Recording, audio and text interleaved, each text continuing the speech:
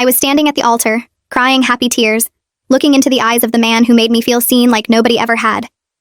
He started his vows, talking about how I was the sun of his solar system. Right as he said those words, his phone started ringing. "Pony," by Ginawine blared through the church. Every single person turned to stare. Norman's face went white. He fumbled with his pocket while the grinding beat echoed off the walls. Finally, he silenced it. "Who was that?" I asked. "Wrong number. Probably spam." "Norman, that's a custom ringtone. You assigned that song to someone specific. Show me the phone." He pulled it closer to his chest. "It's nobody. Can we just continue?" "No. We can't." I grabbed my dress and walked off the altar. Norman followed me into the church lobby. Both families rushed after us. "Was it another woman?" I asked. "No, I swear." "Then who was it?" Norman's mom pushed through the crowd. "It's his cousin Rebecca. She's overseas." I stared at her. "He has that song saved for his cousin?" She stuttered about an inside joke. "That's disgusting, and you know you're lying." I tried to grab the phone. He jerked away and it slipped, flying into the decorative fountain. The screen went black. Norman actually looked relieved. My maid of honor, Claire, stopped everyone. "If that call was just your cousin, why are you happy the phone is dead?" "I want the truth," I said, "or this wedding is over." Norman was shaking. "I can't. 1, 2, 3, 4. Okay," he broke. "The woman's name is Vanessa. She's the mother of my child." The words didn't register. "What?" "I have a son. He's 4 years old. I never told you." My family exploded. I couldn't breathe. "But why does she have that ringtone?" "I said it years ago. She never calls, so I forgot to change it." "That doesn't explain why you were panicked." Norman looked sick. 3 months ago, Vanessa came back to town. We slept together. Once. My dad lunged forward, but my brothers held him back. "Why was she calling you today?" His mother answered. "She's pregnant." My knees buckled. Claire caught me. I pulled out my own phone. "Give me her number. Right now." Norman gave it to me. I called on speaker. The lobby went silent. "Hello?" A woman's voice answered. "This is Norman's fiancé. I'm at the altar right now. Is it true?" Long pause. "He didn't tell you?" "Tell me what?" Vanessa laughed, tired. "I'm not pregnant." "I called to warn you. Norman's been telling people I am, so he has an excuse to stay connected to me. He's been showing up at my apartment for months saying he wants to be a family again. I told him I'd call you if he didn't stop." "So there's no second pregnancy?" "No. But everything else is true. The son, the affair, all of it." I hung up.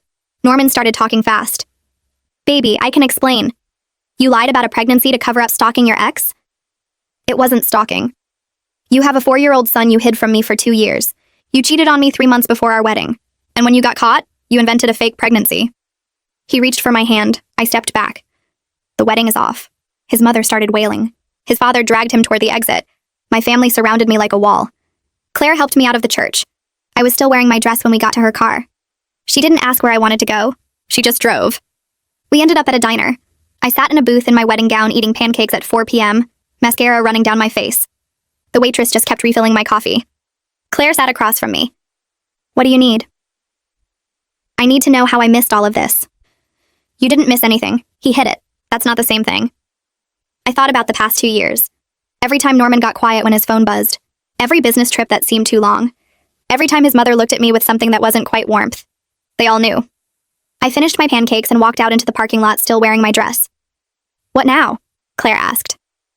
I looked down at the white fabric, the beading I'd spent months choosing, the train dragging through gravel. "Now I take this off," I said, and I never look back. Claire's apartment was smaller than the place I'd shared with Norman, but it felt safer somehow. I sat on her gray couch in my wedding dress and stared at the coffee table without really seeing it. My phone kept lighting up on the cushion next to me. Norman's name flashed across the screen again and again. Then my mom's name. Then my dad's. Then numbers I didn't recognize. I picked up the phone and turned it face down, but I could still feel it buzzing against my palm through the fabric of my dress. Claire brought me a glass of water and set it on the table in front of me. I didn't drink it. She sat in the chair across from me and didn't say anything. The silence felt heavy, but not uncomfortable. I looked down at the white beading on my dress and thought about how I'd tried on 17 dresses before finding this one. Norman had come to one of the fittings even though everyone said the groom wasn't supposed to see the dress. He'd told me I looked beautiful, and I'd felt so lucky that he couldn't wait. Now I wondered if he'd been checking his phone the whole time, texting Vanessa while I spun around in white fabric. My phone buzzed again. I turned it over and saw Norman's face on the screen, the photo from our trip to the mountains last fall. I'd taken that picture right after he'd told me he loved me for the first time. I pressed the power button and held it until the screen went black. The dress felt too tight suddenly. I stood up and reached behind me for the zipper, but my hands were shaking too much to grab it. Claire got up and walked over without me having to ask. She unzipped it slowly and the fabric loosened around my ribs. I could breathe again. I stepped out of the dress and stood there in my white underwear and strapless bra, looking at the pile of expensive fabric on Claire's floor. She picked it up carefully and started folding it. I watched her smooth out the wrinkles and arrange the train. She was treating it like it mattered, even though we both knew I'd never wear it again. I sat back down on the couch in my underwear and pulled a throw blanket over my legs. Claire finished folding the dress and set it on the chair. She sat next to me and we didn't talk. The clock on her wall ticked past 7, then 8, then 9. I kept thinking about the past 2 years. Every time Norman's phone rang and he'd step into another room to answer it. Every weekend he said he had to work late. Every time his mom looked at me during family dinners with this expression I couldn't quite read. They all knew. His whole family knew he had a son, and they watched me plan a wedding and never said a word. I thought about Vanessa's voice on the phone, tired and matter-of-fact. She hadn't sounded angry or jealous. She'd sounded like someone who'd been dealing with Norman's lies for a long time and was just exhausted. I wondered what she'd told their son about his dad. I wondered if the kid knew Norman was supposed to get married today. The thought made my stomach hurt. Claire got up around midnight and came back with sweatpants and a t-shirt. I put them on and the dress stayed folded on the chair like a ghost. We sat on the couch and Claire asked me if I wanted to talk about it. I started going through everything in my head out loud. The business trip to Chicago that lasted 5 days when it should have been 3. The time I'd surprised Norman at his office and he'd seemed annoyed instead of happy. The way he always kept his phone face down on tables. The random Tuesday nights he said he had to help his brother move furniture or fix his dad's car. I'd believed all of it because why wouldn't I? People don't lie about helping their family. Except Norman did lie about his family. He lied about having a son. He lied about sleeping with Vanessa. He lied about her being pregnant. He'd probably lied about 100 other things I hadn't even figured out yet. Claire listened and didn't try to make me feel better with fake comfort. She just let me talk. Around 3 in the morning, I finally stopped talking, and we sat there in silence. My eyes felt dry and scratchy. I was too tired to cry anymore. Claire brought me a pillow and another blanket, and I lay down on her couch. She went to her bedroom and I heard her door close softly. I stared at the ceiling and watched the shadows from the streetlight outside move across the white paint. I thought about how this morning I'd woken up excited to marry Norman. Now I was sleeping on my best friend's couch in borrowed clothes and my whole life was different. I woke up to sun coming through Claire's living room window. My neck hurt from the couch pillow and my mouth tasted awful. I reached for my phone before remembering I'd turned it off. I held the power button and waited for it to come back on. 17 missed calls, 12 from Norman, 3 from his mom, 2 from my mom. I had 14 text messages. I opened the one from Norman's mom first. It said we needed to talk about misunderstandings, and that Norman was devastated, and that I should give him a chance to explain properly. I deleted it. Norman's texts were long paragraphs about how sorry he was, and how he never meant to hurt me, and how we could work through this if I just gave him a chance. I didn't read all of them. I heard Claire moving around in her bedroom, and then she came out wearing her robe. She looked at my face and asked if I'd checked my phone. I nodded. She went to the kitchen and started making coffee without saying anything else. The smell filled the apartment and reminded me of Sunday mornings with Norman. We used to make breakfast together and read the news on our phones, and it had felt so normal and comfortable. Now I couldn't tell which parts of that had been real and which parts had been Norman playing a role. Claire brought me coffee in the blue mug she always used for guests. I wrapped my hands around it and felt the warmth. She sat in the chair with her own mug and told me I didn't owe anyone explanations right now. I knew she was right, but I also knew I couldn't hide at her apartment forever. Eventually, I'd have to deal with the wedding vendors and the apartment I shared with Norman, and all the practical pieces of a life I'd been building with someone who didn't exist. My phone rang and my dad's name showed up on the screen. I answered it and he asked where I was. I told him I was at Claire's. He said he and my mom were coming over. I said okay, and hung up. 20 minutes later, they were knocking on Claire's door. My mom hugged me so hard I couldn't breathe, and my dad stood behind her looking like he wanted to punch something. Claire let them in and made more coffee. We all sat in her small living room, and my parents told me that Norman's family had tried calling them last night. His dad had left a voicemail saying there had been a terrible misunderstanding, and that Norman loved me and wanted to make things right. My mom said she'd called back and told them there was no misunderstanding. Norman had lied and cheated and hidden a child. Those were facts, not misunderstandings. My dad said Norman's dad had tried to argue that Norman had been planning to tell me about his son after the wedding. My dad had hung up on him. I felt grateful that my parents were angry on my behalf because I was too tired to be angry anymore. I just felt empty. My mom asked what I needed and I didn't know how to answer. I needed the past 2 years to be different. I needed Norman to not be a liar. I needed to not feel this stupid for missing all the signs. But I couldn't say any of that, so I just shrugged. My brothers showed up an hour later with garbage bags full of my stuff. They'd gone to the church and collected everything from the bridal room, and then they'd gone to the apartment while Norman was out. My oldest brother set the bags down in Claire's entryway and told me they'd grabbed clothes and my laptop and some other things. He said Norman had come home while they were there, but they'd finished packing and left without talking to him. My middle brother said it had taken everything in him not to say something. I thanked them and they both hugged me. My youngest brother asked if I needed them to do anything else. I told them no. They left after making me promise to call if I needed anything. I looked at the garbage bags full of my life and felt overwhelmed. Claire helped me drag them into her bedroom and we started going through them. My brothers had grabbed things randomly. 3 pairs of shoes, but not the ones I wore most. 5 t-shirts, but none of my jeans. My laptop, but not the charger. I pulled out a framed photo of me and Norman from last Christmas and stared at it. We looked so happy. I set it face down on Claire's dresser and kept unpacking. By afternoon, I knew I had to start dealing with the practical mess. I found a notebook in one of the bags and sat at Claire's kitchen table. I started writing down everything that needed to be canceled or dealt with. The venue, the caterer, the photographer, the florist, the honeymoon flights and hotel, the apartment lease that was in both our names, the joint bank account we'd opened for wedding expenses. The list kept getting longer and I felt my chest getting tight. Each item represented something I'd planned and looked forward to. The venue where we were supposed to have our reception. The flowers I'd spent hours choosing. The honeymoon in Italy that Norman had suggested because he knew I'd always wanted to go. Every single thing on the list was a piece of the future I'd thought I had. I got to the bottom of the page and added one more item. Wedding dress alterations I'd already paid for. I'd never need the final fitting now. I put the pen down and put my head in my hands. Claire came over and looked at the list. She didn't say anything for a minute. Then she suggested I call the wedding planner first. Valeria could help coordinate with all the vendors. I didn't have to make every call myself. I looked up at Claire and felt a rush of gratitude. I'd been so focused on the list that I'd forgotten I'd hired someone specifically to handle wedding logistics. I found Valeria's number in my phone and called before I could talk myself out of it. She answered on the second ring and said my name like a question. I told her the wedding was canceled and I needed help dealing with the vendors. There was a pause and then her voice came back softer. She said she'd heard what happened. One of the guests had called her yesterday to ask about getting their gift back. Valeria said she was so sorry and she wanted to help however she could. I felt my throat get tight, but I didn't cry. I told her about the list and asked if she could handle contacting everyone. She said most vendors had cancellation policies in their contracts. Some deposits would be lost, but she'd do her best to minimize the damage. She asked if I could write a brief statement she could share with the vendors so she didn't have to explain the details over and over. I said yes and thanked her. She told me to send the statement whenever I was ready, and that she'd start reaching out to vendors this week. We hung up and I felt a tiny bit of the weight lift. At least I wouldn't have to call the florist and explain that my fiancé had a secret child and a side relationship. Valeria could just say the wedding was canceled due to personal circumstances and leave it at that. That evening, I was sitting on Claire's couch trying to write the statement for vendors when the intercom buzzed. Claire got up to answer it and I heard Norman's voice through the speaker. He was asking to talk to me. Begging, really. His voice sounded desperate and I felt nothing. Claire told him to leave. He kept talking, saying things had gotten out of hand and he just needed 5 minutes to explain. Claire said if he didn't leave, she was calling the police. I heard him say my name through the speaker, pleading. Claire pressed the button to end the call and came back to the couch. She asked if I was okay. I nodded. I pulled out my phone and looked at Norman's texts again. He'd sent 6 more since this morning. All of them were variations of the same thing. He was sorry. He loved me. He wanted to fix this.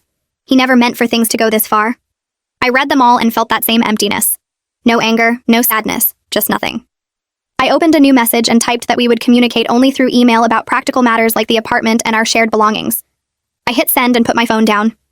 30 seconds later, it rang. Norman's face filled the screen. He was calling instead of respecting the boundary I'd just set. I stared at his photo for 3 rings. Then I blocked his number. The phone stopped ringing. I felt a small surge of something that might have been power. It wasn't much, but it was the first time since yesterday that I'd made a choice that was entirely mine. The next morning, my phone rang while I was still in bed at Claire's place. The screen showed a number I didn't recognize. I almost didn't answer, but something made me pick up. A woman's voice introduced herself as the venue manager. She said Valeria had contacted her about the cancellation, but she wanted to reach out personally. I sat up and waited for whatever bad news was coming. She explained they couldn't refund the deposit because the contract was clear about cancellations within 2 weeks of the event. My stomach dropped. Then she said they were willing to apply the full amount to a future event if I wanted to reschedule within a year. I actually laughed out loud. The sound came out harsh and bitter. She went quiet on the other end. I told her I appreciated the offer, but I wouldn't be getting married there or anywhere else anytime soon. She said she understood and that she was sorry about what happened. I thanked her and hung up. The idea that I'd ever want to walk back into that venue made me feel sick. I spent the rest of the morning trying to figure out what I actually owed and what I could get back. Claire made coffee and sat with me while I went through every contract and receipt. The numbers kept getting bigger. I called my cousin Nadia around noon. She's a lawyer who specializes in contracts. She said she could meet me that afternoon. I got dressed in actual clothes for the first time in days and took the bus to her office downtown. Nadia's assistant showed me to a conference room with big windows overlooking the city. Nadia came in a few minutes later carrying a legal pad. She hugged me first and then sat down across from me. I handed her the folder with all my wedding contracts. She put on her reading glasses and started going through each document. I watched her face for any sign of good news. She took notes and made small sounds while she read. After 20 minutes, she looked up and said most of the vendors had solid cancellation clauses. I was probably out about $15,000 in deposits that were clearly marked as non-refundable. The number hit me like a punch. $15,000 gone because Norman couldn't tell the truth. I felt physically sick. Nadia reached across the table and squeezed my hand. She asked if I wanted to pursue any legal action against Norman. I could potentially sue for fraud or emotional distress. I thought about it for maybe 10 seconds. Then I told her I just wanted to be done with him. I didn't want months or years of court dates and lawyers and seeing his face. Nadia nodded like she expected that answer. She said she understood, but she'd put together some information for me anyway in case I changed my mind later. She pulled out a folder and explained what my options would be if I decided to go that route. I took the folder and thanked her. She didn't charge me for the consultation. She said family doesn't pay family. I left her office feeling both grateful and defeated. At least I knew where I stood financially now. 3 days after the wedding that didn't happen, I had to go back to work. I couldn't hide at Claire's apartment forever. I got up early and put on work clothes that felt strange after days in sweatpants. The bus ride felt too long. I kept thinking about what I'd say when people asked questions. My boss had texted saying to take all the time I needed, but I'd replied that I wanted to come back. Sitting around thinking about Norman was worse than being busy. I walked into the office and felt every eye turn toward me. People who normally said good morning looked away. My boss saw me and immediately came over. She pulled me into her office and closed the door. She said again that I could take more time. I told her I'd rather work than sit at home. She studied my face for a moment and then nodded. She said to let her know if I needed anything. I went to my desk and tried to focus on emails. My hands were shaking. Around 10, a coworker named Jessica stopped by my desk. She had this bright smile on her face. She said she saw the wedding was supposed to be last weekend and asked how married life was treating me. The words hung in the air between us. I felt my face get hot. I told her the wedding didn't happen. Her smile disappeared. She asked what I meant. I said it got canceled at the altar. Her expression went from confused to shocked to horrified in about 3 seconds. She started apologizing and backing away from my desk. I told her it was fine, but she kept saying sorry. Other people nearby had heard. I could feel them staring. I wanted to disappear into the floor. Jessica finally left and I put my head down and pretended to work. The rest of the day crawled by with people either avoiding me completely or giving me sad looks. I'd never been so happy to leave work in my life. That evening, I was scrolling through social media when a message popped up from someone named Milo. The name seemed familiar. I clicked on his profile and recognized him from pictures with Norman in college. My first thought was that he was reaching out to defend Norman or make excuses. The message said he needed to talk to me about something important. He said it was about Norman and he knew I probably didn't want to hear from any of his friends right now. But he promised he wasn't reaching out to defend him. Something about the way he wrote it seemed genuine. Not like he was making excuses. I stared at the message for a long time. Finally, I wrote back asking what he wanted to talk about. He replied almost immediately. He said it would be better to meet in person if I was willing. He suggested a coffee shop downtown. I told Claire about it and she said to meet him somewhere public and let her know where I was. I agreed to meet him the next day after work. The coffee shop was busy when I got there the next afternoon. Milo was already sitting at a corner table. He stood up when he saw me and shook my hand. He looked nervous. We both ordered coffee and sat down. He thanked me for meeting him. Then he said he'd been feeling guilty for months. I asked him why. He explained that Norman had told him about Vanessa and the kid last year. He said Norman mentioned it casually like it was something I already knew about. Milo had even asked Norman once how I felt about the whole situation with his son. Norman told him I was fine with it, and we were working on integrating his kid into our lives. Milo believed him. He said he only realized a few days ago that I'd had no idea. One of Norman's other friends had mentioned how shocked I must have been to find out at the altar. That's when Milo understood that Norman had been lying to everyone about what I knew. He looked miserable telling me this. Milo kept talking. He said Norman used to talk about me and Vanessa in this weird way. Like he was comparing us. He'd make comments about how different we were, how I was organized and driven and Vanessa was more spontaneous and emotional, how he got different things from each of us. At the time, Milo thought Norman was just talking about his past relationship versus his current one. But now looking back, it seemed like Norman was talking about 2 ongoing relationships. I felt cold listening to this. I asked Milo if he thought the hookup 3 months ago was really just once. Milo looked uncomfortable. He said he didn't know for sure, but Norman had mentioned seeing Vanessa multiple times in the past year. Always with some excuse about co-parenting or their son needing something. Milo had thought it was innocent at the time. Now he wasn't so sure. I sat back in my chair and felt the weight of it. The cheating probably wasn't one mistake. It was probably ongoing. I asked Milo why he was telling me all this now. He took a sip of his coffee and said Norman had called him yesterday. Norman spent 20 minutes painting himself as the victim, saying his private business got exposed unfairly, saying people were overreacting, saying I'd embarrassed him in front of everyone. Milo said Norman showed zero real remorse. He was just mad that he got caught. Milo told Norman he was wrong and Norman got defensive and hung up on him. That's when Milo decided he couldn't stay silent anymore. He said he felt like he'd been part of the lie by not questioning things sooner. I told him it wasn't his fault. Norman had lied to everyone. Milo still looked guilty, but he nodded. We finished our coffee and I thanked him for telling me the truth. He said if I ever needed anything or wanted to talk to reach out. I left the coffee shop feeling worse than when I'd arrived. Every new piece of information just showed me how blind I'd been. That night I couldn't sleep. I lay on Claire's couch staring at the ceiling.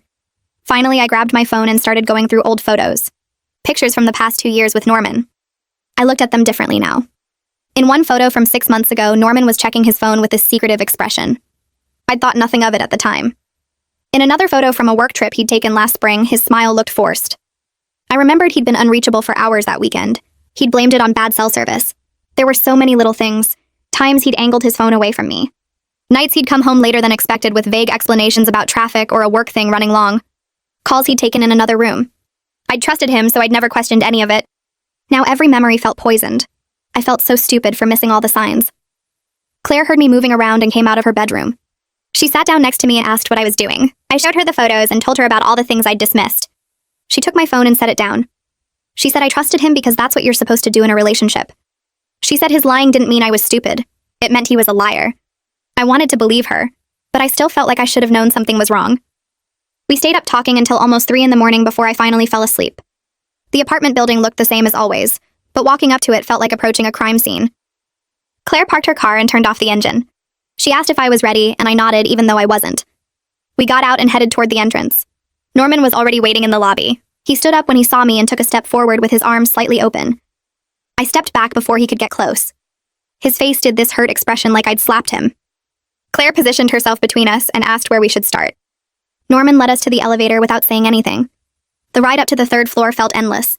Nobody spoke. The doors opened and we walked down the familiar hallway to apartment 3B. Norman unlocked the door and I stepped inside a space that used to feel like home. Now it just felt like a place full of lies. I'd brought empty boxes and trash bags. Claire set them down by the door. Norman cleared his throat and started talking about how we should discuss things. I cut him off and pointed at the boxes. I told him we were here to divide belongings, not talk. He kept going anyway. He said he'd been scared to tell me about his son because he thought I'd leave. I stared at him.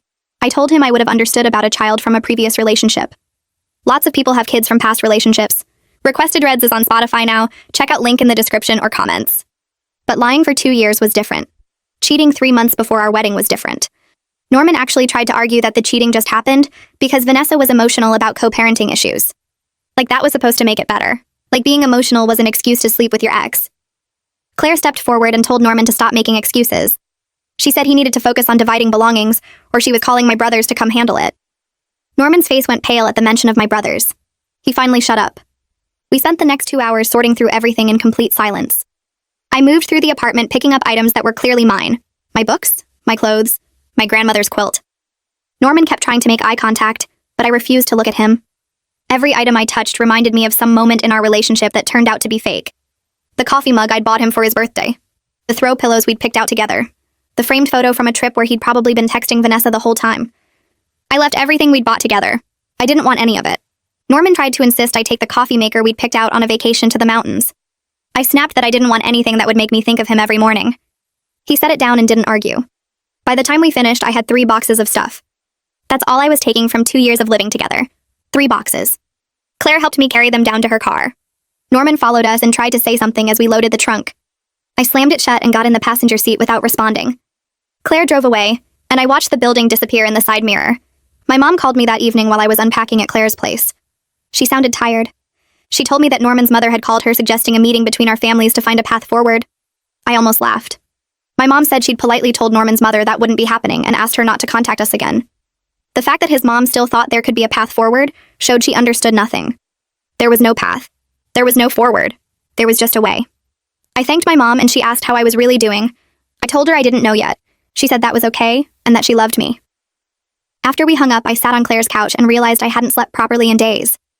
Every time I closed my eyes, I saw Norman at the altar. I saw his face when the phone rang. I saw his mother lying. I saw everything unraveling in front of 200 people. Claire suggested I talk to someone and gave me the number for Charlotte King, a therapist she'd heard good things about. I called the next morning and got an appointment for that afternoon. Charlotte's office was in a quiet building downtown. She was younger than I expected, maybe early 40s, with kind eyes and a direct way of speaking. She asked what brought me in, and I told her the whole story.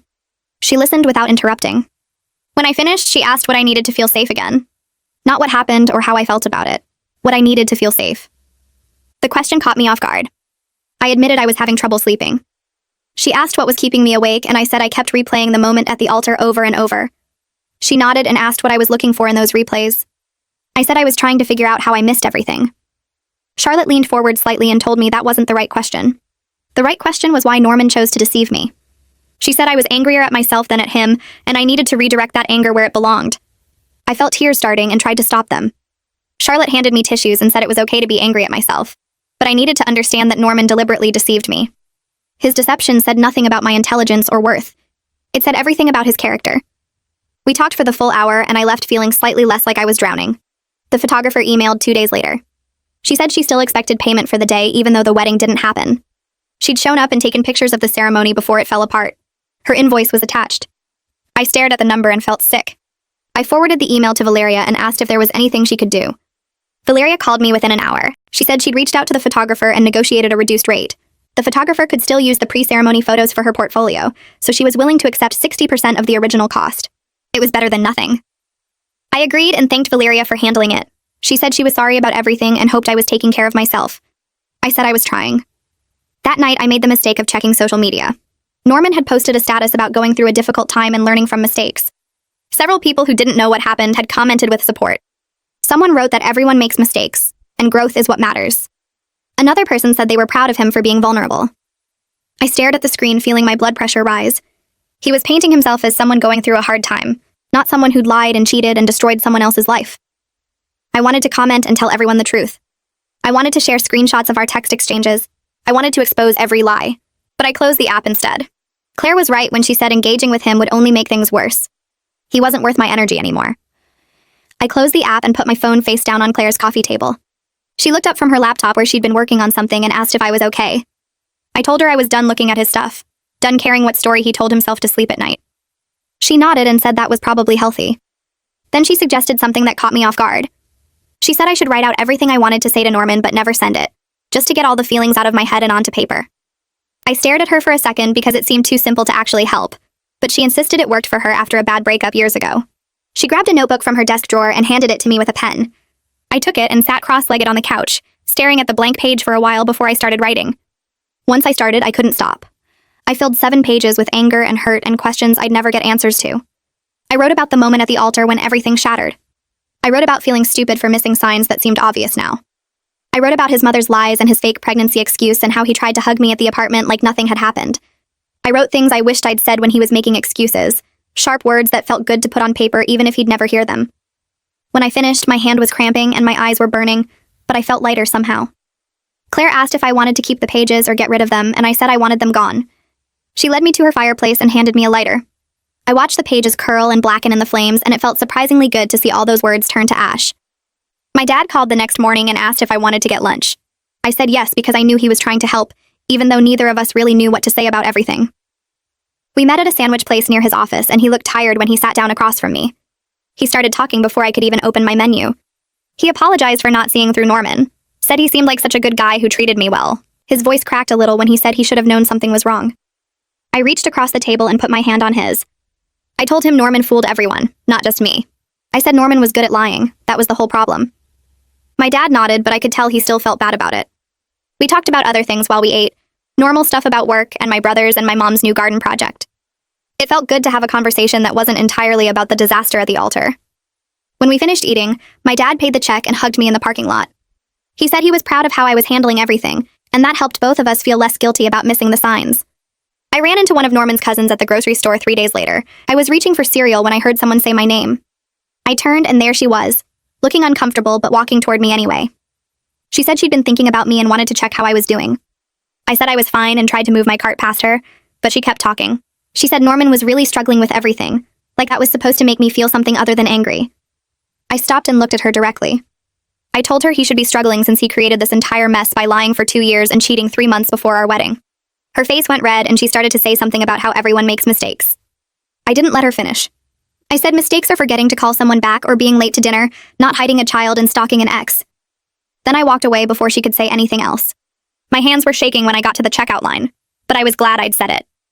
Valeria called me that evening with final numbers on the wedding costs. I'd been avoiding thinking about the money part because I knew it would make me angry all over again. She went through each vendor and what they'd agreed to. The venue kept half the deposit. The caterer kept $1,000. The photographer took 60% like we'd negotiated. The florist kept everything because flowers had already been ordered. When she finished adding it up, she said I was losing about $12,000 total. It was less than I'd feared when I first started canceling things, but it was still a huge financial hit that made me want to scream. $12,000 gone because Norman couldn't tell the truth. Valeria said she was sorry and that she'd done everything she could to minimize the losses. I thanked her for all her help and hung up. Then I sat on Claire's couch and stared at the wall, doing math in my head about how long it would take me to recover from this. I decided to ask Norman to pay half of the lost deposits. It seemed fair since his lies caused the cancellation in the first place. I opened my laptop and started an email, keeping it formal and direct. I wrote out an itemized list of every lost deposit with the vendor name and amount. The total came to $12,347. I asked him to pay half, which was $6,173.50. I said it was only fair that he takes some financial responsibility for the consequences of his actions. I read the email 3 times before sending it, making sure my tone stayed calm and factual. His response came back 2 hours later. It was long, way longer than it needed to be. He wrote about how he was already financially stressed from lawyer fees for the custody situation with Vanessa. He said he was barely making rent right now and couldn't afford to pay me anything. He went on about how he knew he'd messed up, but punishing him financially wouldn't help either of us move forward. The whole message made me want to scream. He was acting like paying for the damage he caused was some kind of unfair punishment instead of basic responsibility. I called Nadia and told her about Norman's response. She asked if I wanted her to send him a legal letter demanding repayment, and I said yes immediately. His refusal to take any financial responsibility was somehow more infuriating than the original betrayal. At least when he lied about his son and the affair, I could tell myself he was weak or scared or whatever excuse made sense. But refusing to pay for the mess he created was just selfish. Nadia said she'd draft something official and have it sent within a few days. The letter would request $6,000 within 30 days and outline potential legal action if he didn't comply. I knew he probably still wouldn't pay, but having it in writing from a lawyer felt important. It felt like I was doing something instead of just accepting that he could destroy my life and walk away without consequences.